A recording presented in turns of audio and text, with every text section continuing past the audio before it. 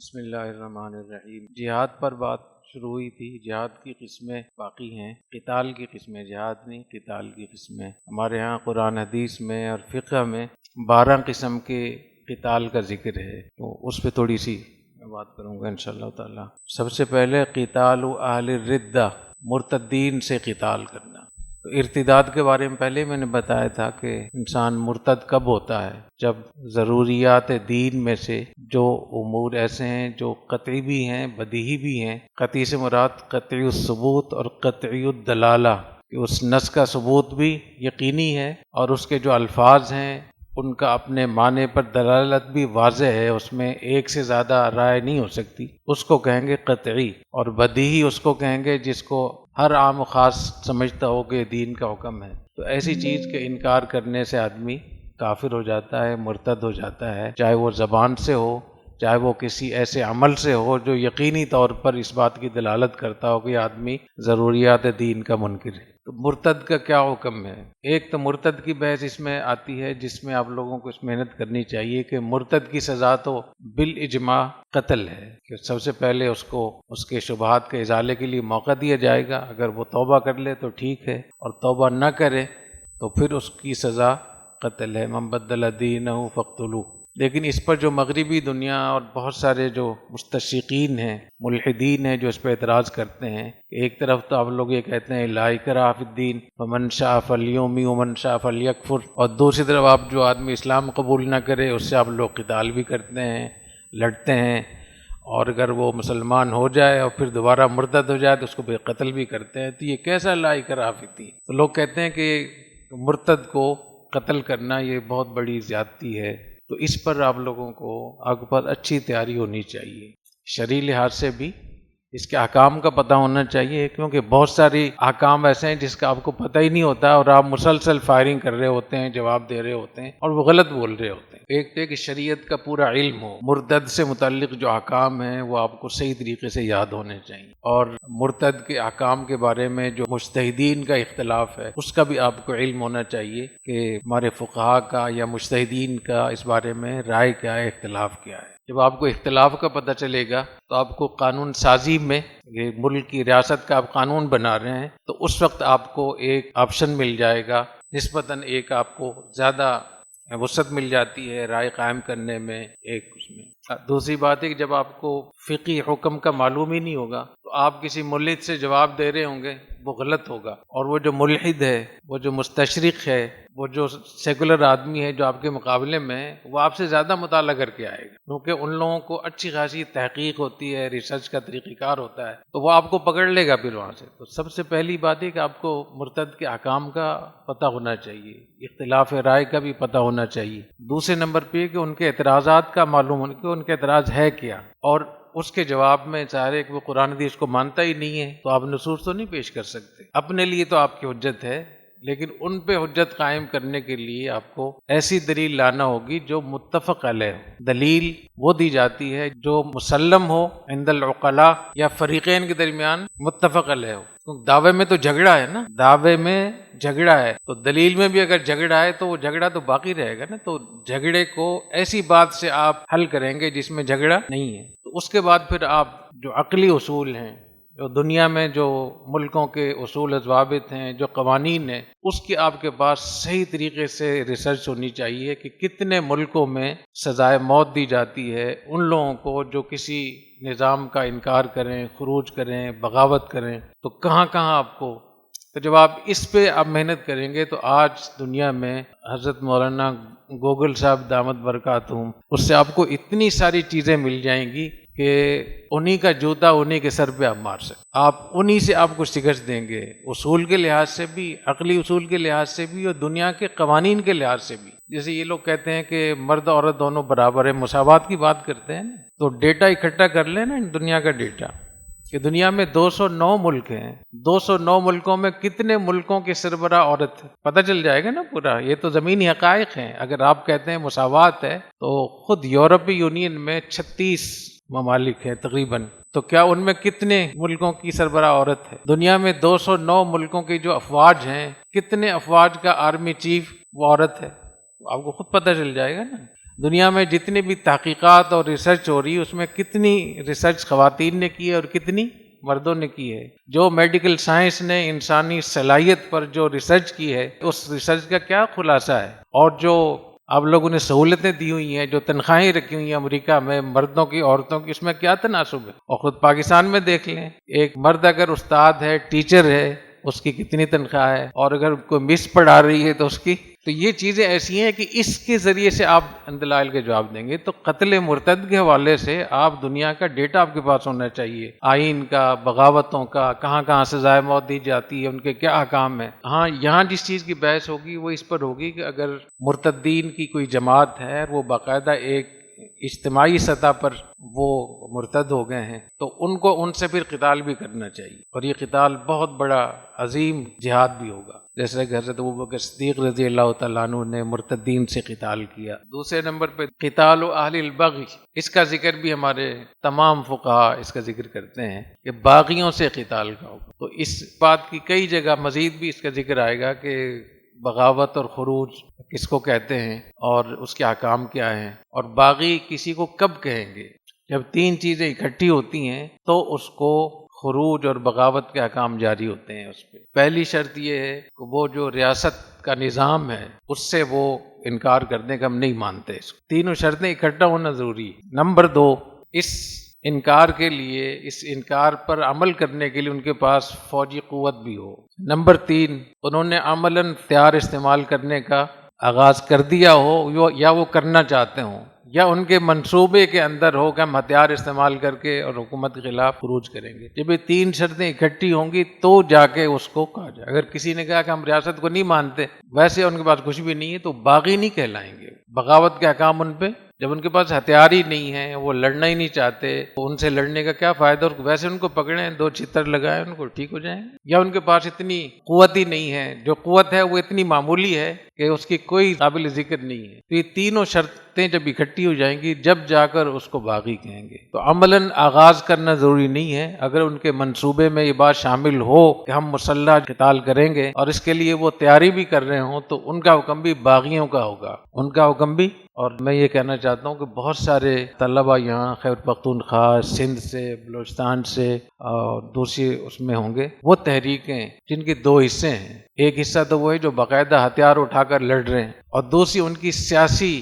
ان کی شاخیں ہیں جو ان کو سیاسی ونگ کہہ لیں ان کو، یا یوں کہہ لیں کہ اصل ان کی غیر مسلح تنظیم ہے لیکن انہوں نے مسلح ونگ کھڑے کر رکھے ہیں. تو شرعی لحاظ سے یہ دونوں باغی شمار ہوں گے. بات سمجھ رہے ہیں نا؟ شرعی لحاظ سے یہ دونوں باغی شمار ہوں گے. اگر کوئی ایسی تنظیم ہے جو قومیت کی بنیاد پہ ہے، لسانیت کی بنیاد پہ یا کسی اور مسئلے کی بنیاد پہ ہے، لیکن ان کا اس گروہ سے کوئی تعلق نہیں ہے، وہ اپنے حقوق کے لیے بات کر رہے ہیں، تو اس کا حکم ان کو باغی نہیں کہیں گے. لیکن اگر آپس میں لنک ہے ان کا اور ایک دوسرے کو سپورٹ کرتے ہیں، تو جیسے وہ ہتھیار اٹھانے والے باغی شمار ہوں گے، ان کی حمایت کرنے والے بھی باغی شمار ہوں گے. اس میں وہ لوگ بھی شامل ہیں جو کسی شرعی وجہ کی بنیاد پہ قتال کر رہے ہیں. اس کی بحث آگے آئے گی، ایک مستقل ایک بحث آ رہی ہے اس میں کہ جب حاکم حکمران کے خلاف ہتھیار اٹھانے کی کہاں اجازت ہے، تو اس میں یہ بات آ جائے گی. تو لیکن حکم ان کا بھی وہی ہوگا کہ جہاں ان کو ہتھیار اٹھانے کی اجازت نہیں ہے، وہاں اگر ہتھیار اٹھا کر وہ آئیں گے تو وہ بھی باغی شمار ہوں گے، ان پر بھی باغیوں کے احکام جاری ہوں گے. باقی خود ان کا کیا حکم ہوگا، یعنی ظاہراً حکم تو یہی ہوگا کہ یہ باغی ہیں، ان سے لڑنا فرض ہے، اور جو ان سے لڑے گا مارا جائے گا وہ شہید ہے، اور وہ جو مارے جائیں گے تو ان کو شہید نہیں کہیں گے، وہ حرام موت کہیں گے اس کو. لیکن اگر کوئی ایسا اشتباہ ہے مسئلے میں، کوئی ایسا اشتباہ ہے، اس اشتباہ کی بنیاد پر اگر کوئی لڑ رہا ہے تو دنیوی لحاظ سے تو وہ باغی ہی شمار ہوگا.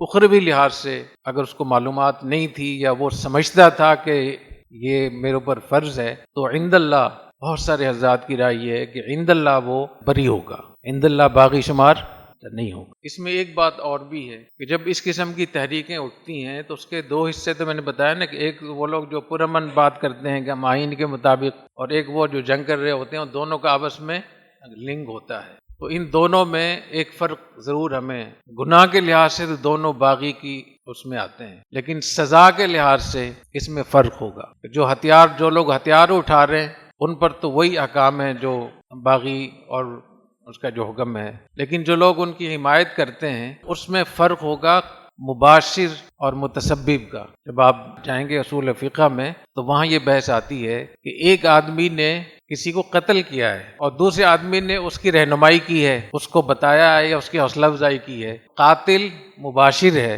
اور حوصلہ افزائی کرنے والا متسبب ہے، تو قصاص قاتل سے لیا جائے گا متسبب سے۔ تو یہ فرق آپ کے ذہن میں رہے کہ خروج کے بغاوت کا جو گناہ ہے وہ تو بہرحال ہوگا دونوں کو، قتل کا گناہ متسبب کو بھی ہوگا، لیکن جو اس کی سزا ہے اس میں، اس کی وجہ یہ ہے کہ جزا جو ہوتی ہے، سزا وہ عمل کے حساب سے ہوتی ہے، تو جتنا کسی کا قصور ہوتا ہے اتنی اس کی سزا ہوتی ہے۔ ایک آدمی نے خود قتل کیا ہے، دوسرے نے سبب بنایا اس کے لیے، تو فرق ہوگا اس میں۔ تو شریعت میں اتنا عدل ہے کہ اس کا بھی خیال رکھا جاتا ہے۔ البتہ اس میں ایک بات اور ہے، آپ آگے ایک بحث بھی آ جائے گی انشاءاللہ ساعی بالفساد کی، وہ لوگ جو معاشرے میں فساد پھیلاتے ہیں، وَيَسْعَوْنَ فِي الْأَرْضِ فَسَادًا، قرآن مجید میں کئی آیات میں، شاید 1 درجن سے زیادہ آیات ہیں جہاں اس مسئلے کا ذکر ہے۔ جو بھی آدمی معاشرے کے اندر، مسلمانوں کے اجتماعی نظم کے اندر، مسلمانوں کی ریاست کے اندر فساد پیدا کرے، فتنہ پیدا کرے، مسلمانوں کی قوت کو تقسیم کرے، ان کی قوت کو توڑے، تو ایسے آدمی کو ساعی بالفساد کہتے ہیں۔ یہ مستقل عنوان ہے، یہ بحث ہے فقہ میں، اور آپ کو بہت تفصیل کے ساتھ اس کے احکام مل جائیں گے۔ تو ساعی بالفساد، تو اس کا حکم بہت سخت ہے، تو یہ تعزیر، لیکن اس تعزیر میں حاکم کو اس مفسد کو قتل کرنے کا جواز بھی ہے کہ وہ قتل بھی اس کو کر سکتا ہے، اس کو تا عمر سزائے قید بھی دے سکتا ہے، یعنی عمر قید سزا بھی ہو سکتی ہے، اس کو جلاوطن بھی کیا جا سکتا ہے، قتل بھی کیا جا سکتا ہے۔ تو اتنے سخت احکام ہیں۔ من اتاکم وامرکم جمیع علی رجل واحد یرید ان یشق عصاکم او یفرق جمعکم فاقتلوہ کائنا من کان، صحیح بخاری، صحیح مسلم کی روایت کہ جو تمہارے پاس آئے اور تمہارا نظام ایک ہو، متحد ہو، اور وہ تمہاری طاقت کو توڑنا چاہے یا تمہیں بکھیرنا چاہے، منتشر کرنا چاہے تمہاری اجتماعی نظام کو، تو اس کو تم قتل کرو، وہ جو بھی ہو۔ ایسے ہی وہ جو آیت ہے یحاربون اللہ ورسولہ ویسعون فی الارض فسادا ان یقتلوا او یصلبوا او تقطع ایدیہم وارجلہم، تو اگر فساد میں انہوں نے ڈاکہ بھی مارا ہے یا انہوں نے مال چھینا ہے یا کسی کو قتل کیا ہے، پھر تو یہ چاروں چیزیں اس کے لیے ہیں جو اس کا ہے۔ اور اگر ڈاکہ اور مال نہیں چھیننا، ویسے فساد پھیلایا ہے تو اس کو قتل بھی کر سکتے ہیں، اس کو سولی پر بھی لٹکا سکتے ہیں، اس کو جلاوطن بھی کر سکتے ہیں۔ ایسے ہی لئن لم ينتهِ المنافقون والذین فی قلوبهم مرض والمرجفون فی المدینة لنغرینک بهم، کہ اگر منافقین اپنی حرکتوں سے باز نہیں آئے، منافقین کے خلاف جہاد بالسیف نہیں ہوا، لیکن ان کو کہا گیا کہ اگر تم نہ رکے تو جہاد بالسیف بھی ہوگا۔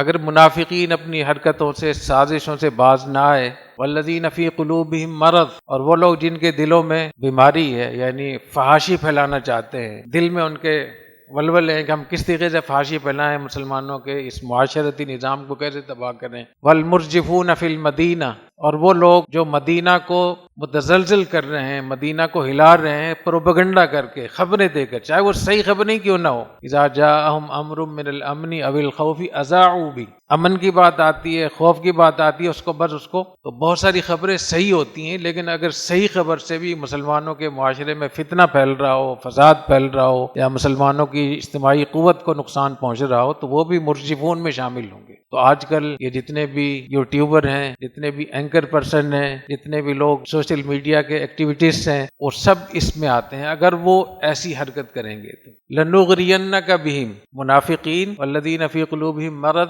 والمرجفون فی المدینہ لنغرینک بہم، نبی کریم صلی اللہ علیہ وسلم کو اللہ تعالیٰ فرما رہے کہ ہم آپ کو ان پہ مشتعل کریں گے، آپ کو بھڑکائیں گے تاکہ آپ ان پہ حملہ کریں، اور پھر آپ کیا کریں گے؟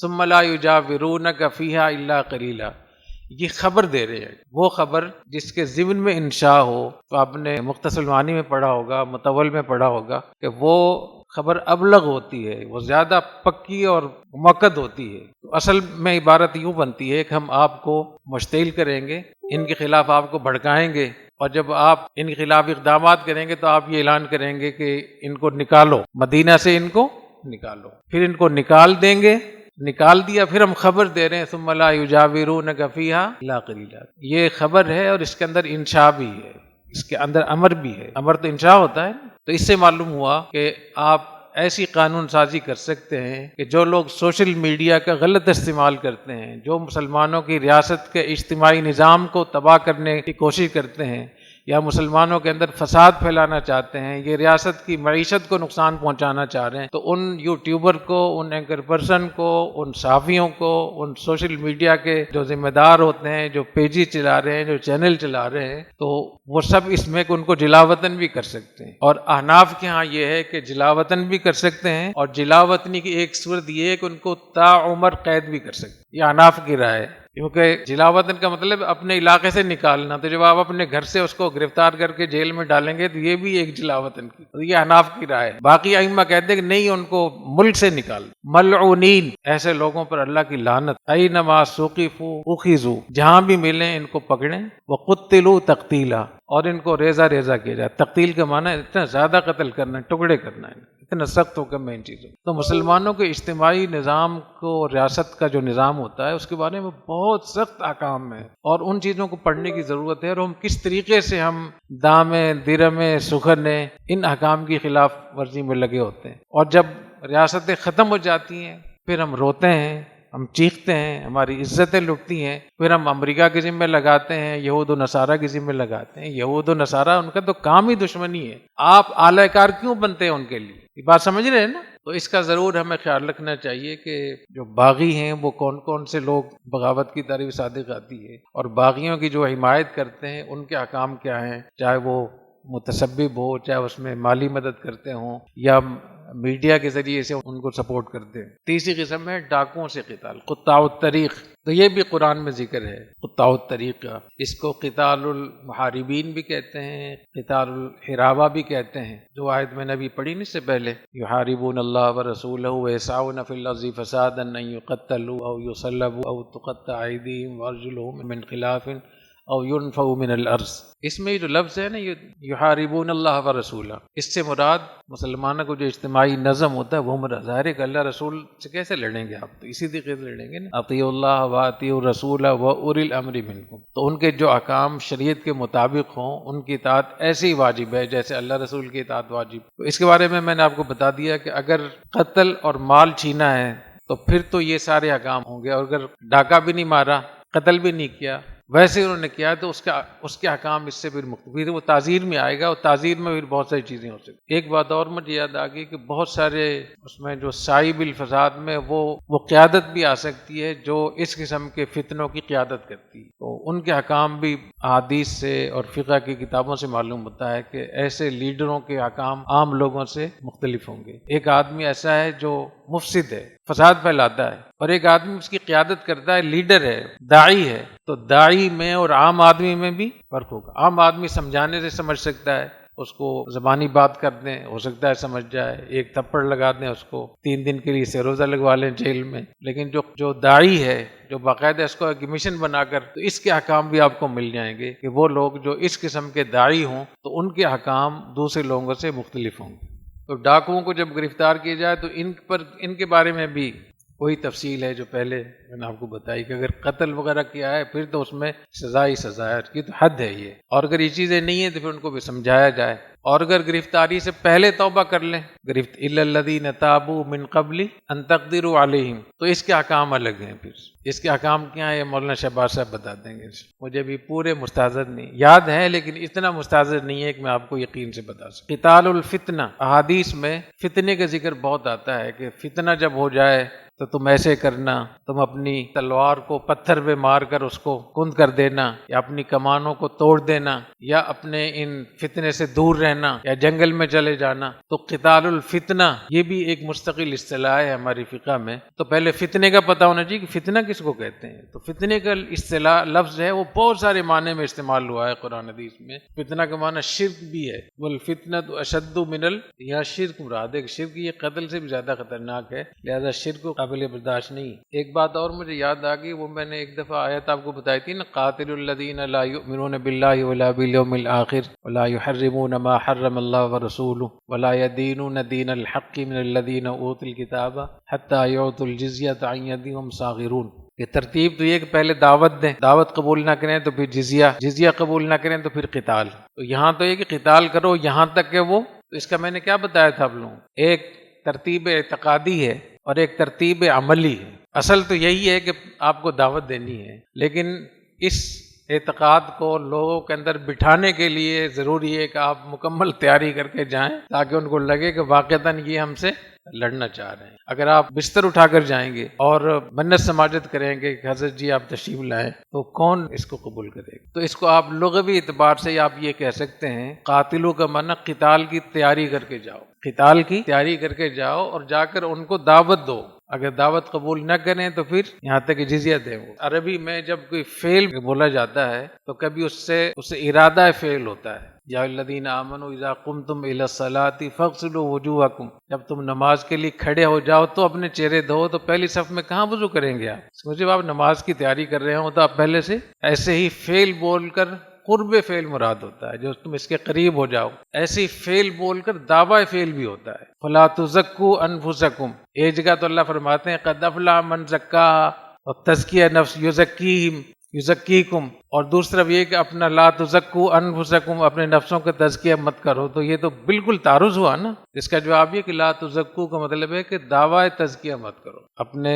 تزکیہ نفس کا دعویٰ نہ کرو، یہ شیطان کا کام تھا۔ شیطان نے کہا تھا کہ انا خیر منہ۔ تو ایسی قاتلوں سے مراد کیا ہوگا؟ قتال کی تیاری کرنا یا قتال کا ارادہ کرنا، یا ان کو باور کرانا۔ ان کو باور کراؤ کہ ہم آپ کو دعوت دینے آ رہے ہیں، اگر دعوت قبول نہیں کی تو پھر ہمارے ہاتھ میں ڈنڈا بھی، دماغ بھی ٹھیک کر سکتے۔ حضرت خالد بن ولید رضی اللہ تعالیٰ جب گئے تھے نا فارس والوں سے لڑنے کے لیے، وہ جو ان کا کمانڈر تھا، انہوں نے یہ کہا کہ ہم نے سنا ہے کہ آپ لوگ بھوکے پیاسے ہیں اور آپ لوگ کو بھوک اور پیاس نے اتنی دور پھینکا ہے یہاں، تو ہم آپ لوگوں کو کچھ پیسے ویسے دے دیتے ہیں تاکہ یہ مسئلہ ادھر ختم ہو جائے۔ بس خالد بن ولید نے یہ فرمایا تھا کہ ہم بھوکے پیاسے تو ہیں، لیکن تمہارے خون کے بھوکے پیاس، تمہارے خون کے بھوک اور پیاس نے ہم نے وہاں سے وہاں پھینکا ہے۔ تو ظاہر ہے کہ یہ آپ بات کریں گے تو اس کو قتال اور جہاد کہیں گے، اور اگر منت سماجت ہو، درخواست ہو، پھر اس کو تبلیغی جماعت کہیں گے۔ آئی سمجھ میں؟ تو تبلیغی جماعت اور جہاد میں بہت فرق۔ ایک دفعہ لندن کا ایک علاقہ ہے لیسٹر برطانیہ کا، تو وہاں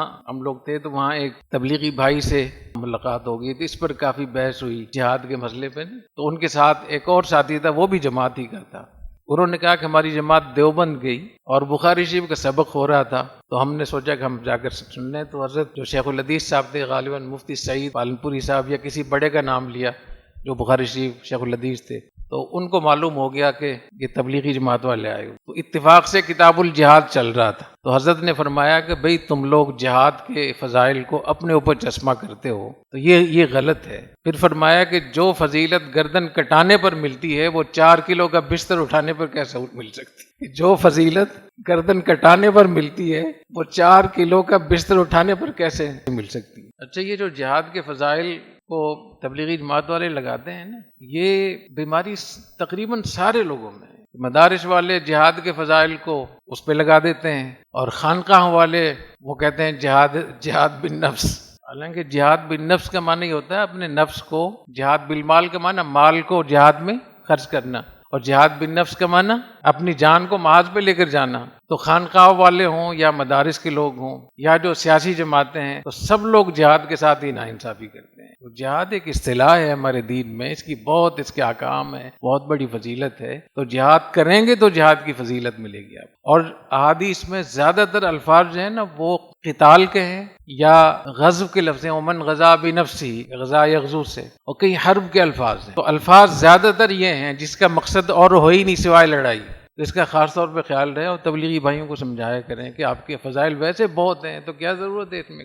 پی ٹی ایم سے میرا نظریاتی اختلاف ہے، مگر ریاست نے اس کو ملک دشمن تحریک قرار دیا ہے کہ یہ بھارت دیگر ملک ایجنسیوں سے باقاعدہ فنڈ وصول کرتا ہے، تو یہ کیسے فنڈ آتا ہے ریاست کو؟ پی ٹی ایم مسلح تحریک نہیں، علیحدگی کا نعرہ نہیں لگایا، تو کیسے؟ تو اگر کسی کی مسلح تحریک نہیں ہے، علیحدگی کی تحریک نہیں ہے، وہ تو حقوق کی تحریک ہوئی۔ تو اگر حقوق جائز حقوق ہیں تو ٹھیک ہے، ان کی بات کرنا بھی ٹھیک ہے، وہ تنظیم بھی ٹھیک ہے، اور اگر اس میں عصبیت کا عنصر ہے تو پھر وہ جاہلیت ہے، پھر یہ بدبودار نعرہ ہے۔ اور عصبیت کا پتہ کیسے چلے گا؟ اگر جائز حقوق کی بات کرتے ہیں تو خدمت ہے، اور اگر قومیت اور لسانیت کی بنیاد پر حق بات کا انکار کرتے ہیں، غلط بات کی تائید کرتے ہیں، تو پھر یہ جاہلیت اور عصبیت ہے، یہ پھر حرام ہے، شرعاً جائز نہیں ہے۔ باقی ہے کہ ان کے پاس پیسہ کہاں سے ملتا ہے، وہ میرے خیال میں جس کے ذمے یہ کام ہے، جن کا شعبہ ہے، یہ ایک ان کی رائے ہے اور ایک آپ کی رائے ہے، تو آپ کی رائے جب معتبر ہوگی جبکہ آپ ایک اچھی ریسرچ بیس آپ بات کریں گے، جس کی بنیاد ایک تحقیق اور ریسرچ پر ہو۔ تو اگر ریسرچ ایسی ہے جو قابل اعتماد ہے،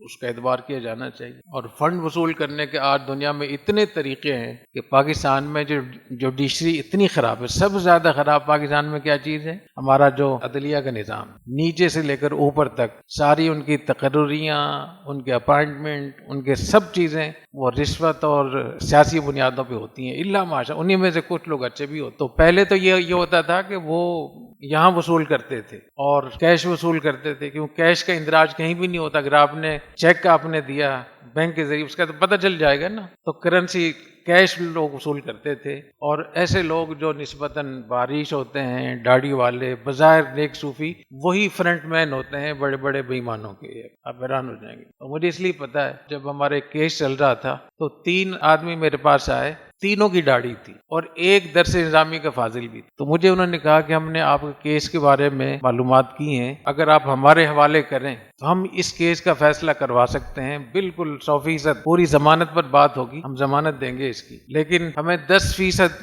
آپ دیں گے، جو پیسے آپ کے اکاؤنٹس میں بند ہو گئے ہیں نا، تو اس کے 10% آپ ہمیں دیں گے۔ اور ہم نے اس جج سے بھی بات کر لی ہے، اس سے بھی بات کر لی ہے، ہائی کورٹ میں بھی، سپریم کورٹ میں بھی، فلاں سے بھی، اس زمانے کے جو چیف جسٹس ہے ان کا بھی حوالہ دیا، ان کے ہمارے تعلقات۔ وہ جو مولوی صاحب تشریف لائے تھے ساتھ میں، انہوں نے بھی کافی فضائل بیان کیے کہ بہت اچھے لوگ ہیں، میں ان کو جانتا ہوں، اس کا بھی اپنا کوئی حصہ ہوگا نا اس میں۔ میں نے کہا کہ آپ لوگوں کا کیا خیال ہے، کتنے پیسے ہمارے فریز ہوں گے؟ کہنے لگے ہمیں اس کے معلومات ہے کہ 2 ارب روپے آپ کے بینک میں بند ہیں۔ تو انہوں نے حساب کتاب لگایا ہوا تھا کہ 2 ارب کا 10% کتنا بنتا ہے؟ 20 کروڑ کے 20 کروڑ ملیں گے، اتنے کروڑ فلاں جج کو اور اتنے فلاں کو، اور اتنا ہمارا حصہ ہوگا اس میں۔ تو میں نے اس سے کہا کہ میں آپ کو صحیح بات بتاؤں کہ ہمارے کل 4,45,000 روپے ہیں صرف۔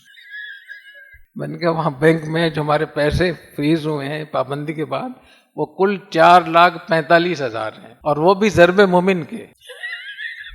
ضرب مومن جو ہم بھیجتے تھے نا مختلف لوگوں کو، جو ایجنٹ ہوتے تھے، خریدار ہوتے تھے، وہ بینک کے ذریعے پیسے دیتے تھے، تو وہ پیسے انہوں نے ڈالے تھے، تو باقی تمہارے پیسے ہیں ہی نہیں، کس نے آپ کو بتایا؟ تو وہ بہت پریشان ہوئے، یہی بات چمن میں بیٹھے ہوئے تھے۔ تو یہ میں آپ کو بتا رہا ہوں کہ ہمارے ملک میں سب سے زیادہ بے ایمانی، رشوت خوری، ناانصافی، ظلم انتہا درجے کا وہ ہماری عدالتوں میں ہوتا ہے۔ اگر عدالتیں ہماری ٹھیک ہو جائیں تو یہ ہمارے ظلم کا اور ناانصافیوں کا گراف خود بخود اتنا نیچے ہو جائے گا۔ تو پہلے یہ کیش وصول کرتے تھے، یا اپنی بیوی کے نام یا اپنے کسی عزیز و قریب کے نام یہاں پلاٹ وصول کرتے تھے مختلف جگہوں میں نا، یا کسی کے نام پہ کوئی فیکٹری لے لی ہوتی۔ آپ لوگوں کو یاد تو میں عرض کر رہا ہوں کہ جو فنڈ لینے کی بات ہے، اب اس کے اتنے ذرائع ہو گئے ہیں، اتنی اس کی شکلیں نکل آئیں اور اتنا آسان ہو گیا ہے کہ اس کو پکڑنا بھی کافی مشکل ہے۔ بہت سارا کاروبار آج کل انٹرنیٹ پہ ہو رہا ہے، اور انٹرنیٹ پہ ایسی چیزیں ہیں کہ آپ اس میں جا ہی نہیں سکتے، آپ کو پتہ ہی نہیں چل سکتا۔ یعنی جن کمپنیوں نے یہ ادارے بنائے ہیں، ڈیجیٹل کمپنیاں، گوگل وغیرہ، ان کو بھی نہیں پتہ چل رہا کیا کچھ ہو رہا ہے اس میں۔ یہ جو وی پی این کا مسئلہ چلا ہوا ہے نا آج کل، یہ وی پی این کیا ہے؟ وی پی این کی مثال ایسے جیسے آپ نے خزانہ گھر میں رکھا ہوا ہے نا، تو اس کو گھر میں جانے کے لیے دروازہ ہے، اس کی چابی ہوگی، بہت سی چیزیں، اور ایک یہ کہ نیچے سے سرنگ کھود کے تو یہ سرنگ ہے، ناجائز سرنگ، غلط سرنگ، اس کا کسی کو پتہ نہیں ہے۔ باہر سب بیٹھے ہوئے ہیں، اوپر بینک میں بیٹھے ہوئے ہیں، سب چیزیں چل رہی ہیں اور چیکوں پہ دستخط ہو رہے ہیں، اور جہاں بیٹھے ہوئے نیچے سے سوراخ تو آج کل یہ مسئلہ بھی بہت چلا ہوا ہے کہ وی پی این کو اسلامی ذاتی کونسل نے ناجائز قرار دے دیا۔ یہ اتنا غلط پروپیگنڈا ہے۔ یہ جو صحیح بات ہے وہ یہ کہ جو لیٹر وہاں سے ایشو ہوا ہے نا، پی ٹی اے کی، پی ٹی اے سمجھتے ہیں؟ پی ٹی اے کے جو آج کل وہ بڑے ہیں جنرل عبدالحفیظ، وہ بھی تبلیغی جماعت سے تعلق ہے، تو انہوں نے جو لیٹر جاری کیا ہے اس میں یہ لکھا ہے کہ وی پی این کو بہت سارے لوگ غلط کاموں کے لیے استعمال کر رہے ہیں، اور ایسی چیزیں اس میں کر رہے ہیں توہین رسالت کے حوالے سے، یا ملک کو نقصان پہنچانے کے لیے غلط فنڈنگ ہو رہی ہے، اس کے ذریعے سے غلط لوگوں کی وہ چیزیں ہو رہی ہے۔ تو کیا اس کو ہم بند کرنا چاہتے ہیں؟ اور 30 نومبر کی انہوں نے تاریخ دی ہے، 30 نومبر تک اپنے وی پی این کو رجسٹر کروا لیں۔ اگر آپ جائز کام کر رہے ہیں تو اس کی رجسٹریشن ہو جائے گی، پھر ٹھیک ہے، اور جس کی رجسٹریشن نہیں ہوگی اس کو ہم بند کر دیں گے۔ اب اس پہ لوگ شور مچا رہے ہیں کہ دیکھو انہوں نے اسلامی آزادی کونسل نے اس کو حرام قرار دے دیا، اگر یہ حرام ہے تو پھر فلاں کیوں چیز کر رہے ہیں؟ تو انہوں نے تو یہ کہا کہ غیر قانونی طریقے اختیار نہ کریں، قانونی طریقے سے اگر آپ جائز کام کر رہے ہیں، کاروبار کر رہے ہیں، کوئی اور ایسا کام کر رہے ہیں تو اس کی رجسٹریشن کروا لیں۔ اس کی مثال ایسی جیسے کوئی آدمی 30 نومبر تک جس کے پاس بھی غیر قانونی ہتھیار ہے اس کی رجسٹریشن لائسنس لے لیں۔ 30 نومبر تک اگر کسی نے لائسنس نہیں لیا تو اس کو ہم گرفتار کریں گے، تو کیا کہیں گے؟ اصل بات یہ ہے۔ اب اس کو سیاسی بنیادوں پہ لوگ لے جاتے ہیں، مختلف سیاسی پارٹیاں کہ ہمارے خلاف ہے، تو جو اصل خط ہے وہ آپ لوگوں کے پاس ہے۔ وہ خط ہے جی، میں نے کہیں شیئر تو کیا تھا، میں نے اس کا ترجمہ بھی شیئر کیا تھا، مسئولین کے گروپ میں ہوگا تو ان طلباء کو بھی دے دیں، کیونکہ یہ بھی تو منہم یہ بھی تو اس میں شریک ہوں گے نا پروپیگنڈے میں، تو پوری بات کا پتہ ہوگا اسلامی آزادی کونسل نے کیا کہا ہے، اور اسلامی آزادی کونسل نے تو حکومت نے پوچھا ہے تو جواب دیا ہے۔ اتنا کافی ہے بھائی۔ سبحانک اللہم بحمدک اشہد ان لا الہ الا انت استغفرک و اتوب الیک۔